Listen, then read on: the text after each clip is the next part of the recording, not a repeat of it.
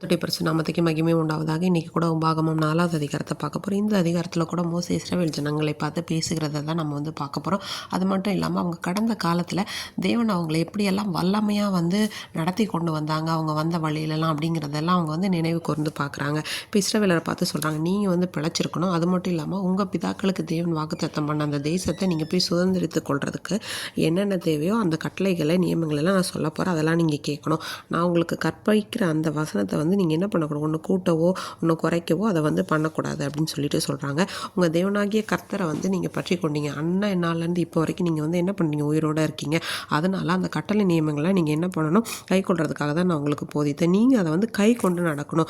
ஜனங்களோட கண்கள் எல்லாருக்கும் முன்பாகவும் நீங்கள் அப்படி நடக்கும்போது, விவேகமாக அதை நடக்கும்போது இந்த ஜாதியை என்னது ஞானமும் விவேகம் உள்ள ஜனங்கள் அப்படின்னு சொல்லுவாங்க. அது மட்டும் இல்லாமல் நம்ம தேவனை தொழுது கொள்கிறோம். இவ்வளோ சமீபமாக நம்ம கூப்பிடும்போதெல்லாம் நம்ம பக்கத்தில் அருகில் வர மாதிரி நம்ம கூட இருக்கிற தேவனை பெற்றிருக்க வேறு பெரிய ஜாதி எது அப்படின்னு சொல்லிட்டு ஓரவில் நான் உங்கள் எல்லாரும் நிற்கும் போது கூடி வர செய்து தேவனுடைய வார்த்தைகளை கேட்கும்படி செய்தேன் அப்படியெல்லாம் சொல்லிட்டு அவங்க சொல்கிறாங்க. நீங்கள் அதுக்கப்புறம் அந்த மலை நடியில் செஞ்சீங்க.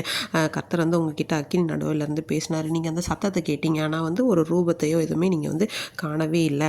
அதனால் நீங்கள் அந்த தேசத்தில் கை கொள்ள போகிற வேண்டிய கட்டளை எல்லாத்தையும் தேவன் அப்போவே என்ன பண்ணார், எனக்கு கட்டளையிட்டார் அப்படின்னு சொல்கிறாங்க. எப்படி கர்த்தர் ஓரவில் ஒரு அக்கினி நடுவில் இருந்து பேசினாரோ, அவருக்கு ரூபம் இல்லையோ, அதே போல் நீங்கள் உங்களுக்குன்னு எந்த ஒரு ஆண் உருவு பெண் உருவு, வானத்தில் பறக்கிறது தரையில் ஓடுறது எதை வச்சு ஒரு விக்கிரகத்தை உண்டாகக்கூடாது. அந்த சந்திர சூரிய நட்சத்திரங்களையுமே நீங்கள் வணங்கக்கூடாது அப்படிங்கிறத ரொம்ப அழகாகவும் தெளிவாகவும் இதில் சொல்லியிருக்காங்க. அது மட்டும் இல்லாமல் நீங்கள் அவருக்குன்னுடைய சுதந்திரமான ஜனங்களாக இருக்கும்போது அப்படி உங்களுக்கு பிள்ளைகளாக இருக்கணும்னு எகிப்து அப்படிங்கிற ஒரு இருப்பு காலவாயிலேருந்து உங்களை புறப்பட பண்ணார்.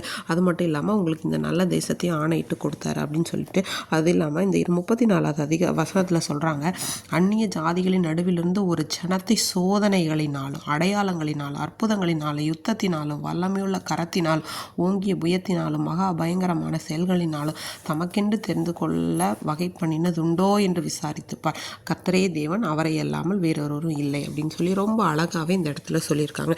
இன்றைக்கி கூட இந்த உயர வானத்திலும் தாழ பூமியிலும் கர்த்தரே தேவன், அவரை தவிர வேறு யாரும் இல்லை. அதே மாதிரி இந்த ஒவ்வொரு ரூபன் புத்திரர், இந்த காத் புத்திரர், மனாசே புத்திரருக்கான அடைக்கல பட்டணங்களை குறித்தும் இதில் கடைசியாக முடிச்சிருக்காங்க. இன்றைக்கி கூட நம்ம வாழ்க்கை அப்படிங்கிறது இந்த வசனங்களில் 34 வசனத்தில் சொன்ன மாதிரி ஒரு சமமான ஒரு இதுவாக இருக்காது. இந்த 34வது வசனத்தில் சொன்ன மாதிரி கண்டிப்பாக வாழ்க்கையில் சோதனை வரும், அடையாளங்கள், அற்புதங்கள், யுத்தங்கள் எல்லாமே வரும். ஆனாலும் அந்த எல்லா இடத்துலையும் தேவன் அவருடைய மகா பெரிய பயங்கரமான பராக்கிரம செயல்களினால் நம்ம கிரகிக்க முடியாத காரியங்களை செய்து நம்மளை விடுவித்து அப்படிப்பட்ட எகிப்து போன்ற இருப்பு காலவாயிலிருந்து விடுவித்து நடத்த வல்லவராக இருக்கிறார். ஆமீன்.